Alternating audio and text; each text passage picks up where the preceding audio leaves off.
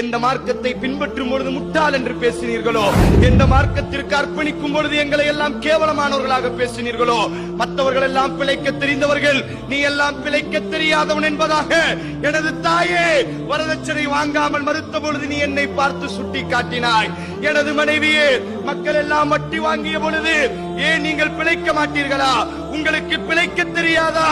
உங்களை போன்றுதானே உங்கள் நண்பன். பாருங்கள், மாளிகையை கட்டிவிட்டான், பாருங்கள் வீட்டை உயர்த்தி விட்டான், பாருங்கள் ஜுவல்லரசிலே நகையை வாங்கிவிட்டான் என்று நீங்கள் என்னை மட்டமாக நினைத்தீர்களே. மனிதர்கள் எல்லாம் எனது அன்பு நண்பனே, நான் நேர்மையாக வாழ்ந்த பொழுது, சத்தியத்திலே உறுதியாக இருந்த பொழுது என்னை நீ கேலி அடித்தாய், என்னை கேவலமாக பார்த்தாய். இதோ பார், அகிலத்தினுடைய இரட்சகன் எனக்கு சொர்க்கத்திற்குரியவன் என்று என் மஸ்ரூரா தனது குடும்பத்தாரிடத்தில், தனது தோழர்களிடத்தில் அந்த பட்டோலையை காமித்து சந்தோஷப்படுவான். அல்லாஹ் சொல்வான், அடியானே போதும் போதும், சந்தோஷத்தை அனுபவிக்க வேண்டிய இடம் பாக்கி இருக்கிறது. உனக்காக வேண்டி நான் தயாராக இருக்கிறேன் விருந்து கொடுப்பதற்கு. என் பக்கம் நீ வருவாயாக என்று அல்லாஹ் அவனை தன் பக்கம் அழைத்துச் செல்வான்.